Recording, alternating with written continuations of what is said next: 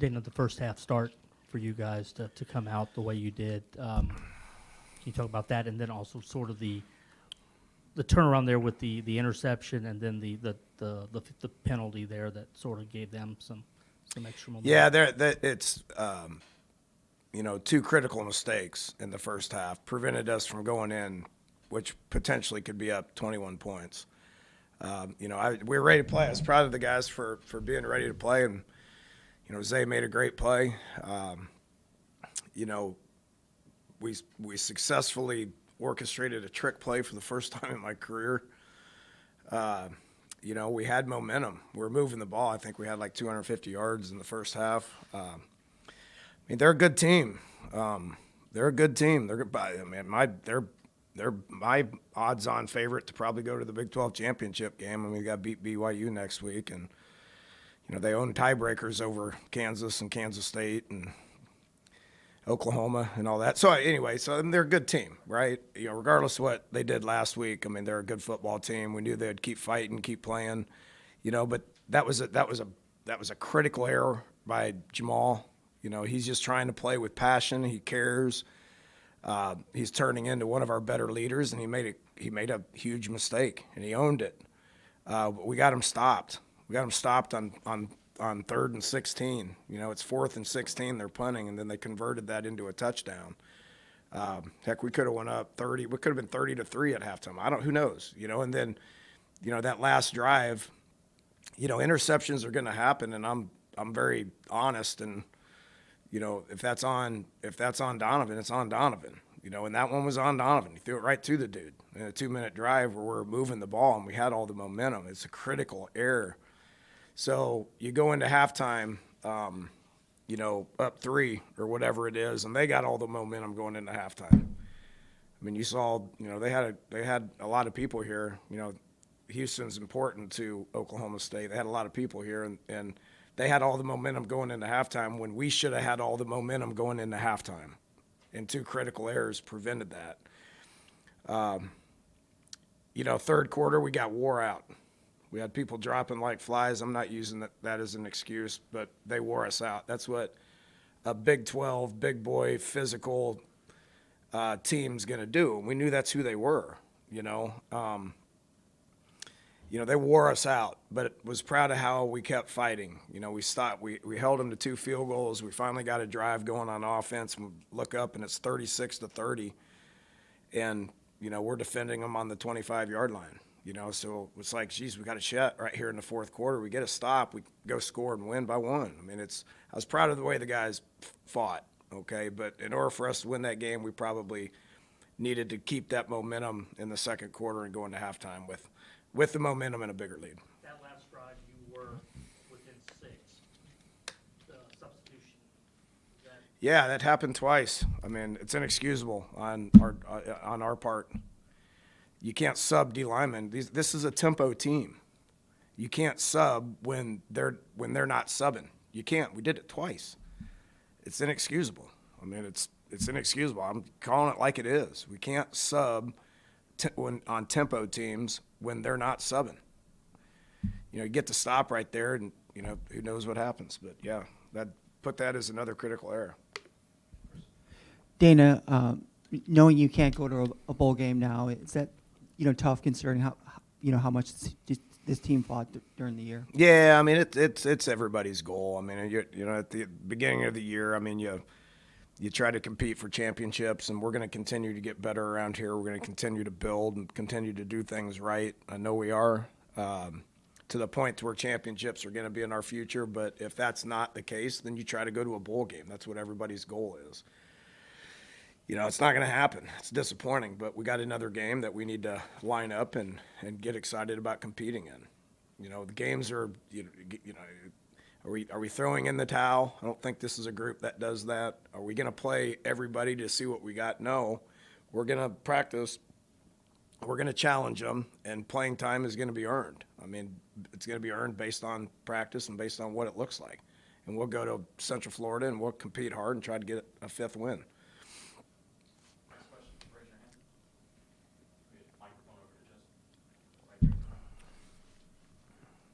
Dana, as a follow-up to that, from you personally, how do you balance the first year Big 12, and we've talked about this, but first year Big 12, maybe expectations and maybe realistic in terms of what you had, what you knew you had, how tough it was going to be. Yeah, I mean, everybody's got their own opinions on it. I mean, at the end of the day, my goal, and I said this in the media days, my goal is to play competitive football. And for the most part, we have played competitive football. Today was a competitive football game. And so my goal is to play competitive football, and if you do things right, you build it the right way, you recruit at a high level, you develop players, you build buildings, you do things like that. We'll get to a point where we're going to be competing for championships. But right now in transition, I think if you look at all four of us that have transitioned, it's about playing competitive football, and that's what I expect us to do.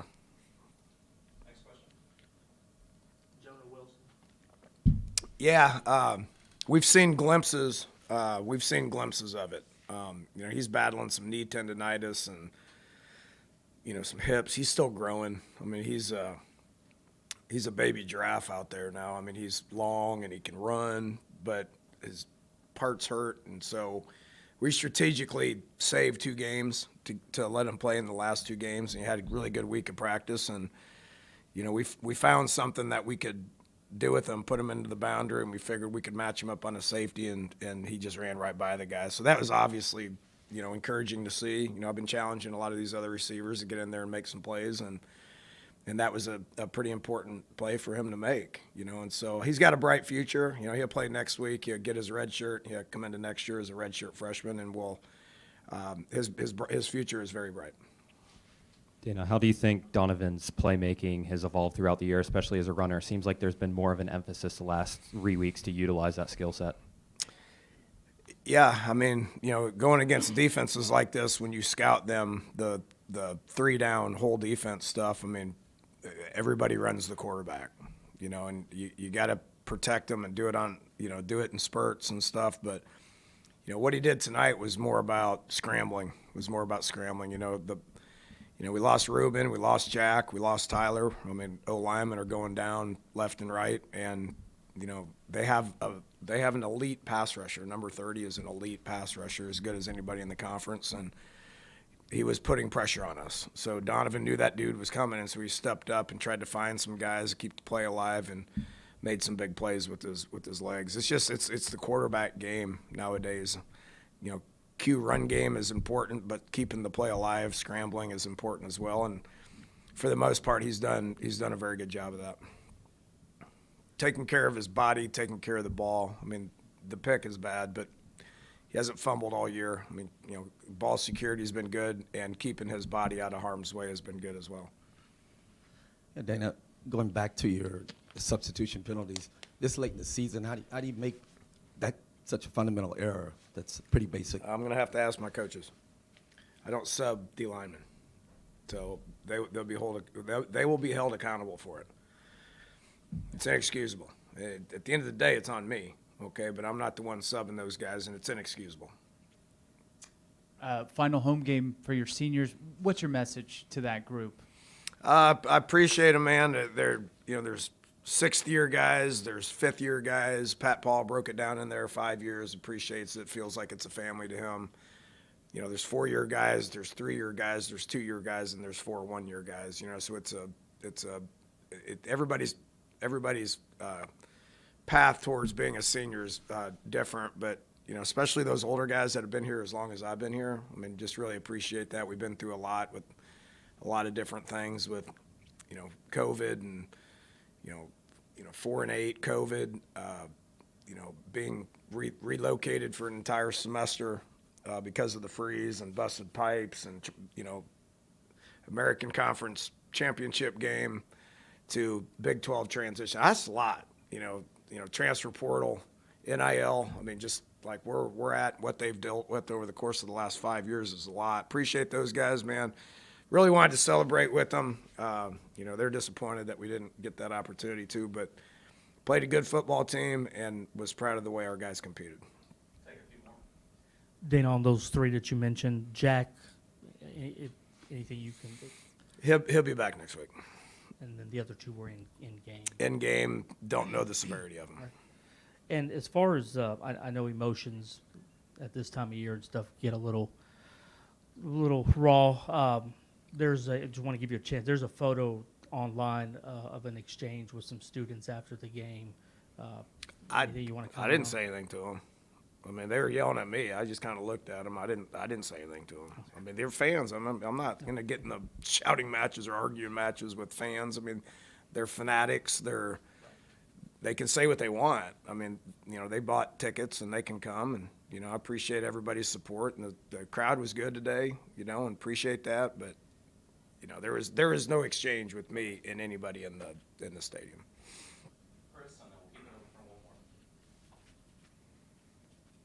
Dana, are these Big 12 momentum swings even more severe, and how do you get your guys to sort of be able to respond better? Just got to keep growing, man. I mean, it's a good football team. It's a good program. I mean, I told Mike after the game, I think this is his best coaching job that he's done. Last time we played was 2009. I was here. We beat them. They hired me. So he was my boss for a year. We've competed 7 times at, West Virginia, Oklahoma State. I mean, I know him very, very, very well. He's been there 19 years as a head coach. That's a great program. They have a lot of advantages. They've won a lot of games. I was proud of the way our guys competed. This is week 11, It's hard. Every week it's hard. We've never dealt with this. Our program's never dealt with this, and I'm proud of the way our guys lined up and just played and competed and practiced. I'm proud of them. The results aren't what we want, but we will continue to grow as a program, and those wins will come. Thanks so much, Coach. Thank you.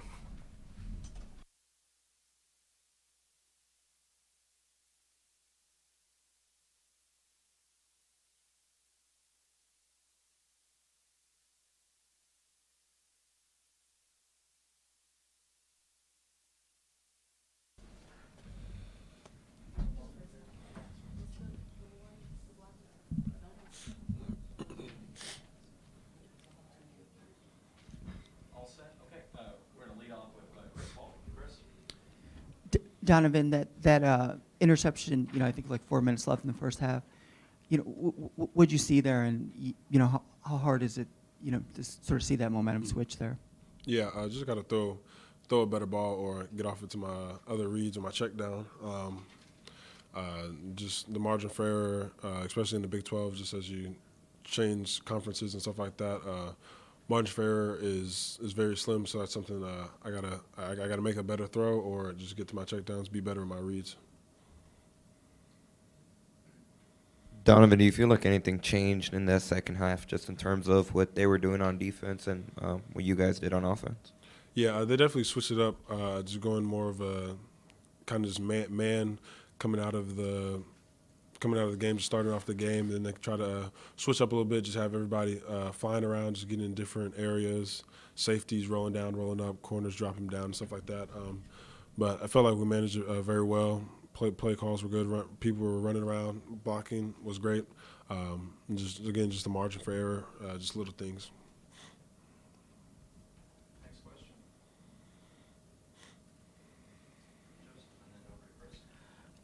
Donovan, your first season here, first season in the Big 12 for the program, to not be able to have one of the goals happen with a bowl game. What's the feeling for that? Not having that going to happen this year. Yeah, obviously it sucks just in general wherever you're at if you don't be able to make a bowl game. But just understand the transition we're going through and understanding, learning from each game that we have. Everyone counts us out damn near almost every game. So just understand where we fit in, and we understand that we can play with these teams. Just understand, come back next year. Trying to take it up a notch. Just all around, everywhere we need to do, and just handle our business. What did you take from this season where you can carry it over, Bill? I know it's not over yet, but Yeah. what gives you hope? What gives you optimism? Just what I'm gonna work on next game. Just protecting the ball, just seeing my reads, getting through my reads, and just making plays where it needs to be, and just going from there. Big thing. I don't put it all up Yeah, no, you go. just the team in general. What do you see from the team that gives you Just excitement, understanding that like I said before, just understanding we can play with these teams. And just a lot of people doubting us saying we can't, but just like every game, we've been in it except one. But we're just excited for our future, just coming back. Everyone's going to be stronger. We still had a young team as well. First time this whole team has been together, really on the offensive side and defensive side. So just gelling more, just hanging out more as a team, just becoming closer, take us to the next level. Donovan, that trick play where you got the touchdown for Manjack, how much had you guys worked on that, and what sort of went into that play, paying off? Yeah, we do it every week. We've had it every week. We have a few every week that we just practice. Then the practice just every day, just trying to get through them, work them. So when we do work them in the game or run in the game, it works out perfect, just how it did today. Do you guys have a name for that particular player? That one's called Froggy. Yeah.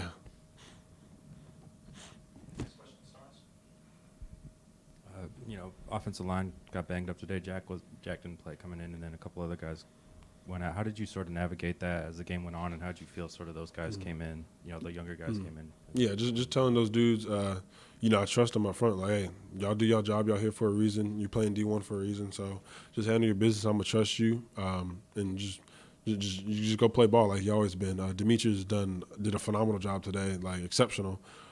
So just very proud of him. Just the O-line overall, just everyone switching in, coming in and out, playing where they need to be, stepping up. So I feel like everyone stepped up today. So I feel like it's a great job just as a quarterback, even when you have your best guys in there or consider your best guys in there, you just got to move around, make a play. So they did a phenomenal job today. There have been a lot of slower starts this year, but you guys came out with fire, assisted by the defense today. What do you think clicked today that's something that you can springboard into next week? I think it was just excitement all around. It's kind of just like I feel like we kind of relaxed this week, just understand like, hey, go out there, have fun. Just play ball, play for your brother next to you, and just go have fun, just like you've always been doing. So just play as a family, and that's what we did today. Just excited to play, just happy to play, and everyone was having fun out there. When you guys score late to pull within one score, do you think you're going to get the ball back in that situation? And how sort of disappointing is it to not have that chance? Yeah, it obviously sucks. Just understanding, well, that didn't go the way you planned, so now you got to go out here and you got to try to score again, score fast as possible. So then you get it back in that same situation.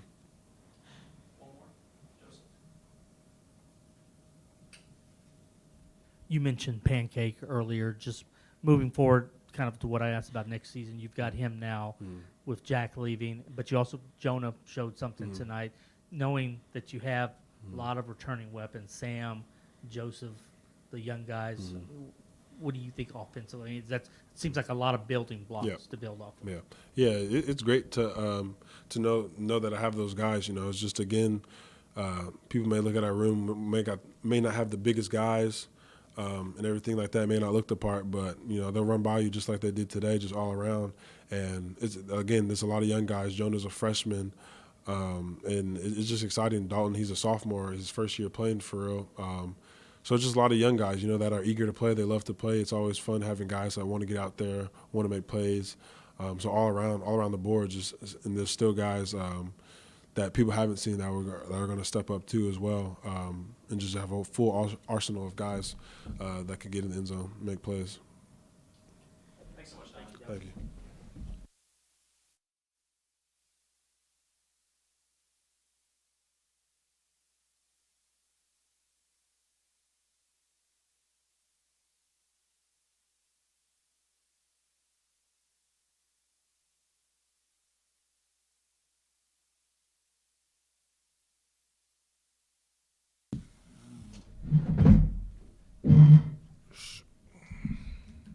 Thank you.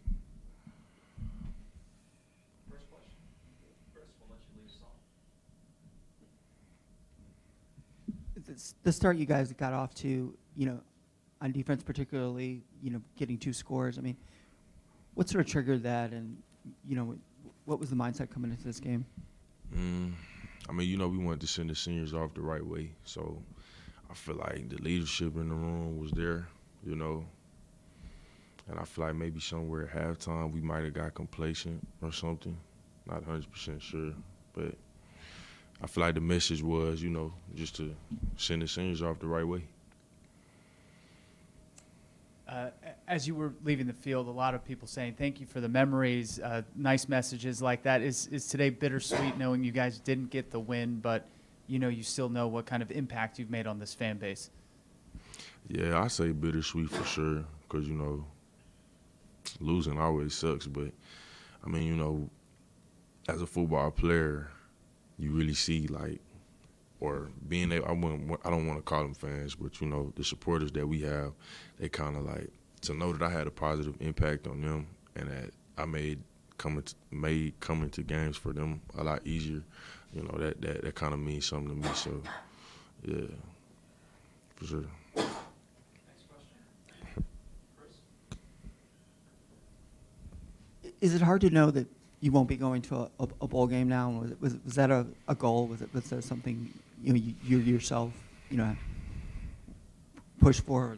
How'd you look at that? Yeah, man, it does suck, because, I've been here for 5 years, so it's a lot of people in the locker room that I've known for about 4 years, and to know that next week might be the last time that I get to put on some practice, that I get to put on some pads with those people. It really does suck, it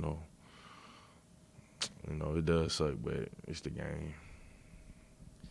Nelson, I imagine number 0, Ollie Gordon for Oklahoma State, was a focal point of game prep this week. What did you think of the strategy? It didn't seem like they leaned on him much in the first half, but you got a heavy dose of it in the second. What was kind of defending him like? I'm not sure what his stats was, but me personally, I feel like we kind of contained him pretty well throughout the whole game. I feel like he probably had some runs pop. But I think that he's like a Heisman candidate. So, that's something that we would expect. But, for the most part, though, I feel like we pretty much did all right against him. Few more. Person, and then over to Chris. Sees, what's it, just to kind of peel back the curtain and know how hectic it can be, what's the substitution like? Is it split decision, got to get out there type deal? Because there were a couple of times where Dana said it was just hard to sub on a tempo team. When you have to do that, I know, I'm not saying it necessarily deals with you, but just what's that like? Kind of, is it really heat of the moment, kind of trying to get people out there when you're trying to sub as a team? So, As a defensive line, he was saying that you can't really sub defensive line against a tempo team like that, and that's sort of why you guys got a couple of the substitution penalties. I'm just curious what it's like down there, either on the field or on the sideline. Is that tough to turn that around that quick? Me personally, I'm still learning the game, so I'm taking what I learned from the coaches and how they kind of go about things. I just try to see how they handle certain situations, and at the end of the day, I'm just a player, so I'm just part of the team. So if they feel as if we can't substitute against a tempo team, then that's what it is. One more. Do you think this defense has grown and gotten better during this year? And are there any particular young guys that you think have, you've sort of been impressed by, how they've come along? I will say Traylon Payne is going to be somebody you guys should look at next year. Traylon Payne, Zay, number 23, great player, man. He's a real great player. I tell him this all the time. I'm trying to think. I don't want to leave anybody out, but I just play the game. So, just off the top of my head, I feel like Zach Strong is gonna be another guy that you guys are gonna want to pay attention to next year. And I will say Justin Benton, number 98. I feel like he's gonna be a great player for U of H next year as well. So, yeah. Overall, do you think you guys gotten better as the season? How have you sort of seen them? What would you say the progress? The progress over the season, man. No comment on that. No comment. Thanks so much, Cece. Yes, sir. Thank you.